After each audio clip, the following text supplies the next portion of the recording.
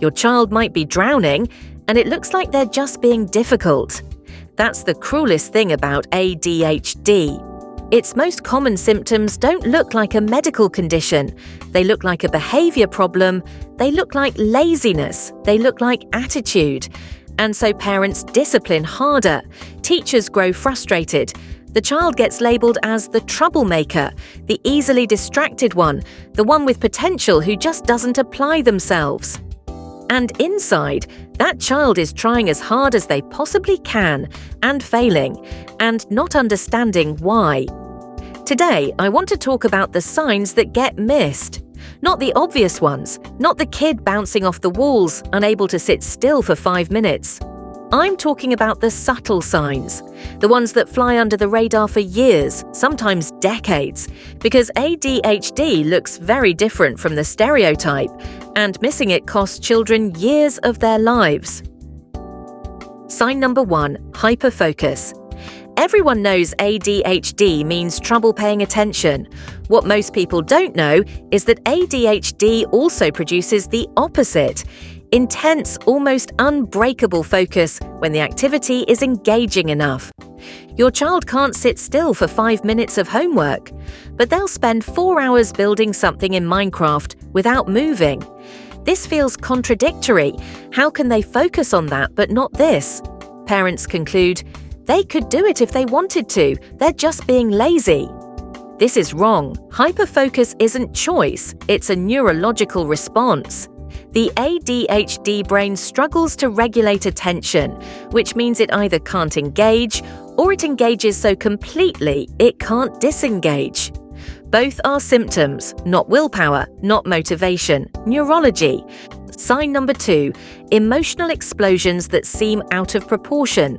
A minor frustration, a broken pencil, losing a game, a sibling saying something annoying, and your child completely falls apart. Screaming, crying, throwing things. You think, this is way too big a reaction for such a small thing. You're right, it is disproportionate, but not because your child is spoiled or manipulative. ADHD affects emotional regulation. The part of the brain responsible for modulating emotional responses doesn't work efficiently. Feelings hit full force, immediately, with no buffer.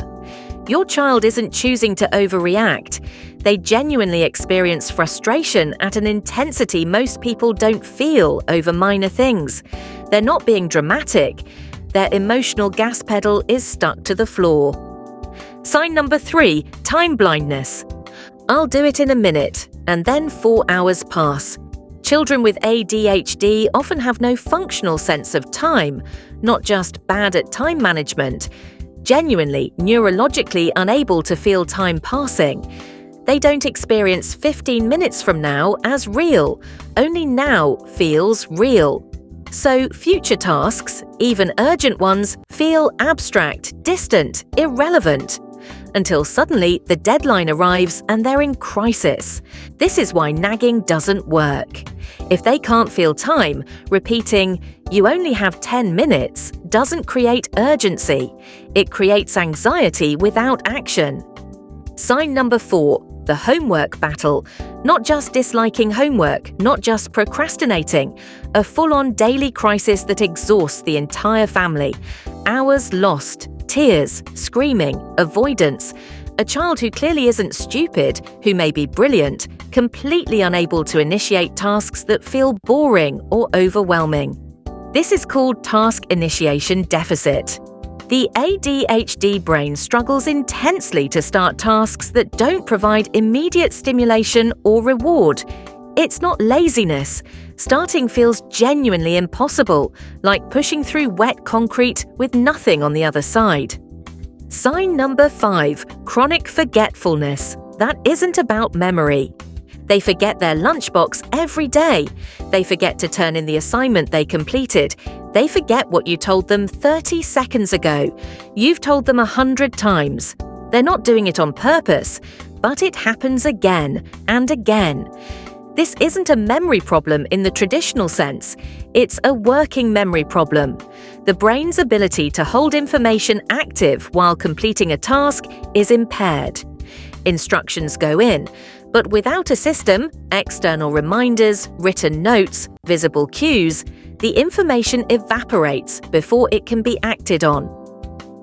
Sign number 6, trouble with transitions. Moving from one activity to another is disproportionately difficult.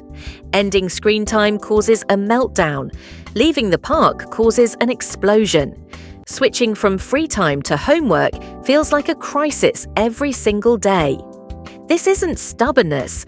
ADHD brains struggle to disengage from current activities and shift to new ones. The neurological switching mechanism that most people do automatically requires enormous conscious effort for a child with ADHD.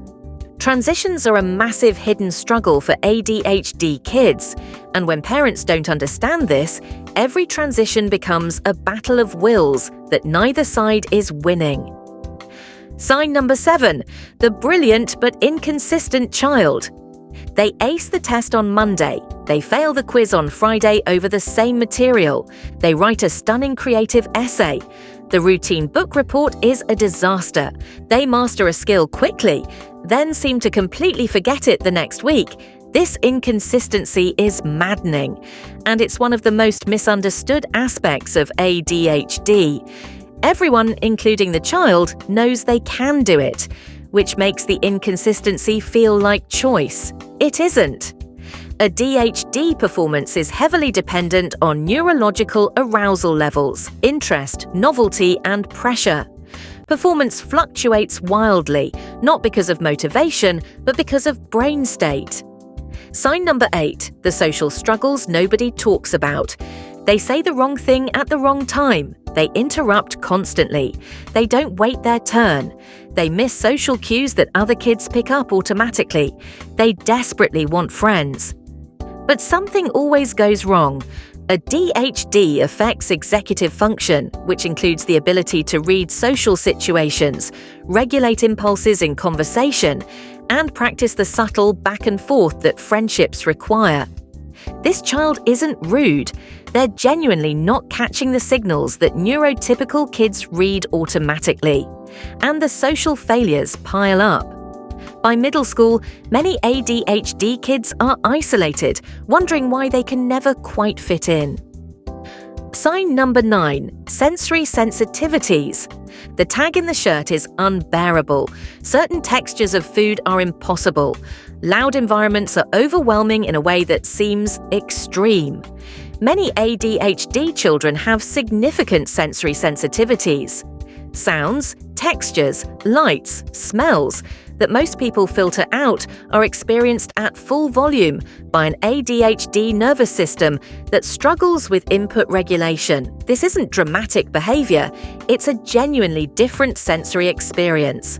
And it makes many ordinary environments, classrooms, restaurants, shopping centers, exhausting and overstimulating.